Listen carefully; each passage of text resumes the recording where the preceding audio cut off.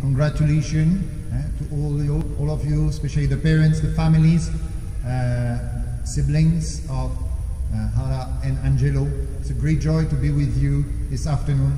Surely a great joy for you, Angelo and Harah. Actually, Angelo and Harah, sakto kayo yung gipili nga ng date karon, no? February 22, 2022. Sayon kayo paghindumdum, no? Pero sakto kayo kay actually kanang inika-anniversary ba? Dunganan na lang ang anniversary, ang Valentine Day o ang birthday ni Angelo. Usara ka date na lang, makasave ka, Angelo. Daghan. After many years, pila ka years, makapalit ka, nindot ka gift kang Harah. No? Very good. Just one day to celebrate all this. So, but it's not dili lamang na for this reason nga sakto imong gipili. Kay actually, February 22 is a feast in the church, brothers and sisters.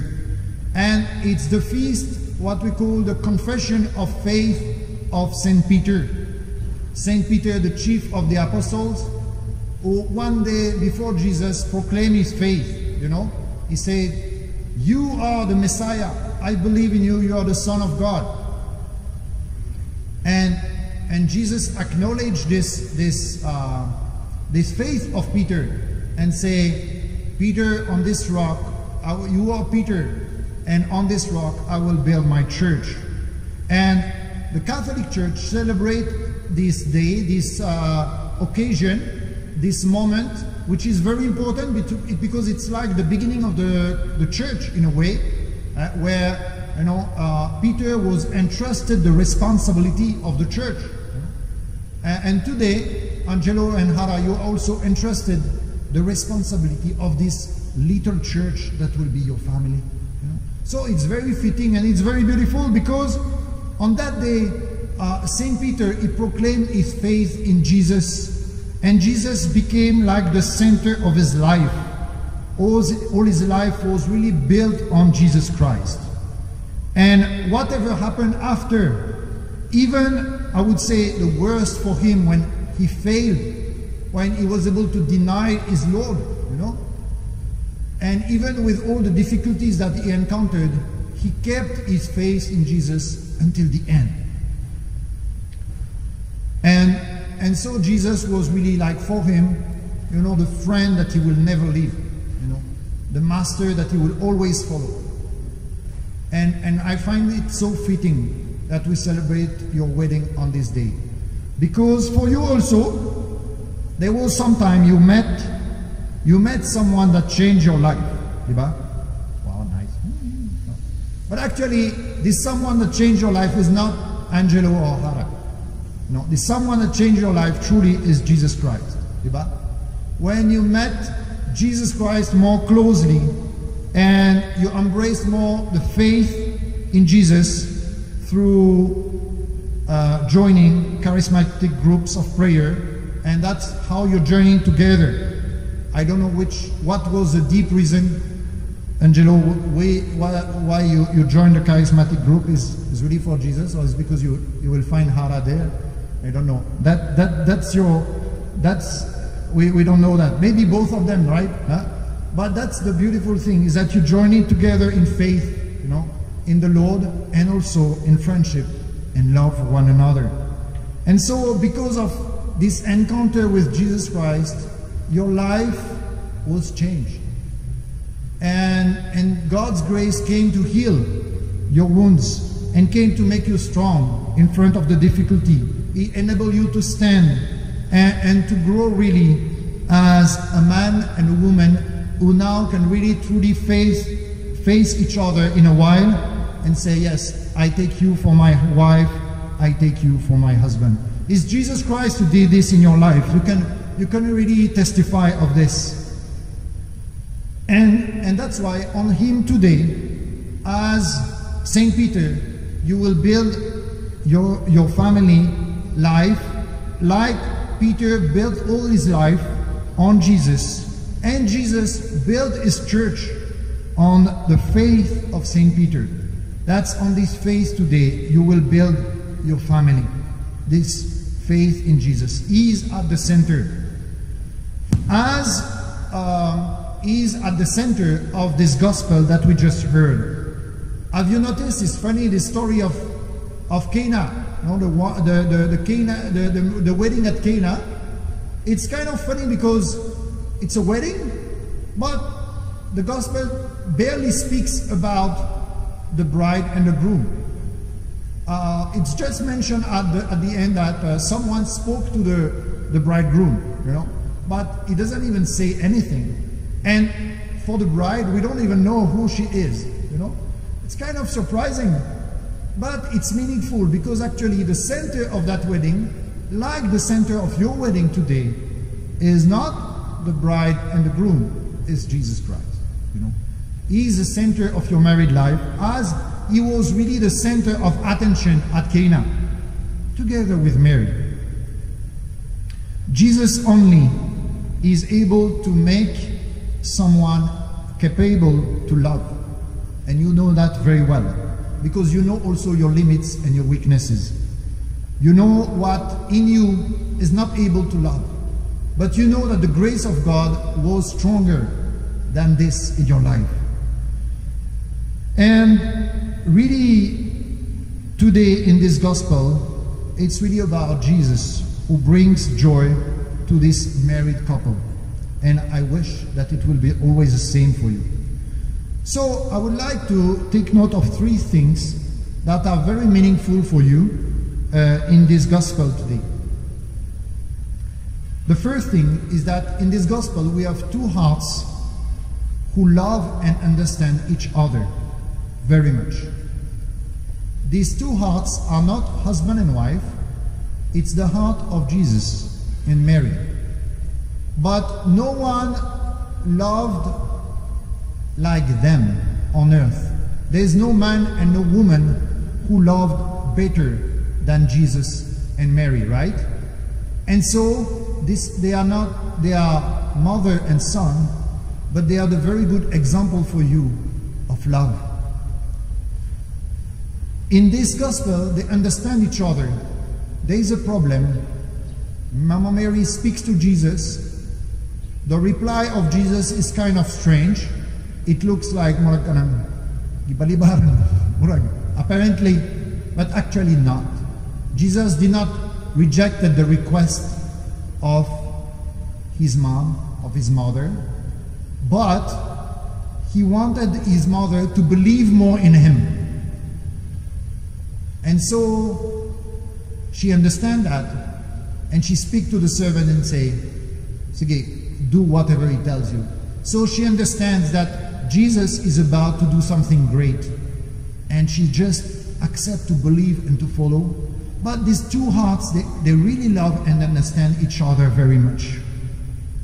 And so that's my prayer and my wish for you, that the 2 hearts of you, Angelo and Harah, will love and understand each other kind of the same way like Jesus and Mary.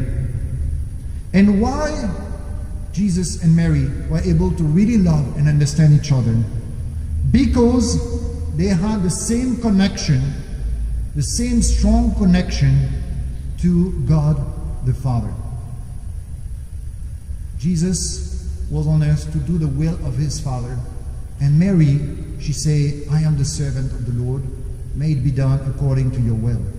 So both of them, they really want to follow the Father, God. And I think for you it's very important. Your hearts will understand each other beyond the words, without even speaking to one another. You will be able to understand what you want, what you expect, what you need to say, what you need to do. If you are both connected to God the Father, together in prayer, you will understand each other. So I pray that you will grow, your hearts will understand more and more, and that every day in prayer you can meet together with God, and form this one family with God the Father, when you can really speak freely. And the more you pray to God, the more you will be able to communicate, to talk to one another without fear, without shame. when you have to ask forgiveness, just do it simply and humbly.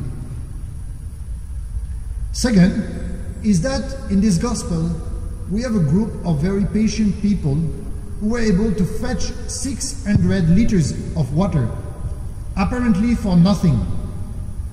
The servant, you remember during the typhoon, no? Bagyong Udit, kasi hakot tubig, no? Kapoy kayo, no? Hakot tubig, di ba? Naglinya mo sa kainit kayo, no? Hakot tubig. The people were suffering so much, no? And I calculated kanang ang ilang hakot kanang wedding 600 liters. It's 3 times what we used to fetch for our compound in the community during the typhoon every day. It's even more, like I think it'll be 4 or 5 times. Anyway, it's so much water, you know. And so imagine it took quite a while at that time. No, there is no more wine. The people are thirsty. They are maybe asking, and the guys are fetching a lot of water in the well.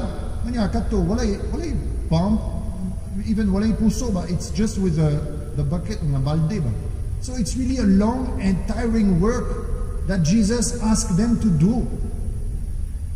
And they find it useless because they say during this time we don't have wine. So what's the point to fetch so much water? Patient work, patient service in the life where sometimes we feel that it's a bit useless. I don't see the point, or maybe I'm a bit tired. Yeah, there will be these moments in your life. There will be all this, right? The married people here know that there's also the moment when you feel you're just like fetching the water and it's tough, it's difficult, listen now. But that's part of the miracle. That's part of the love. And that's part of the grace that God wants to give.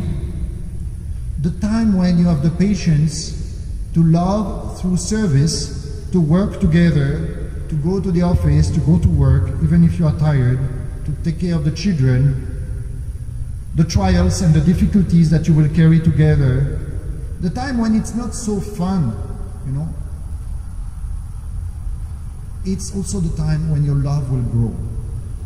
And it's the time you will experience the presence of God, you know.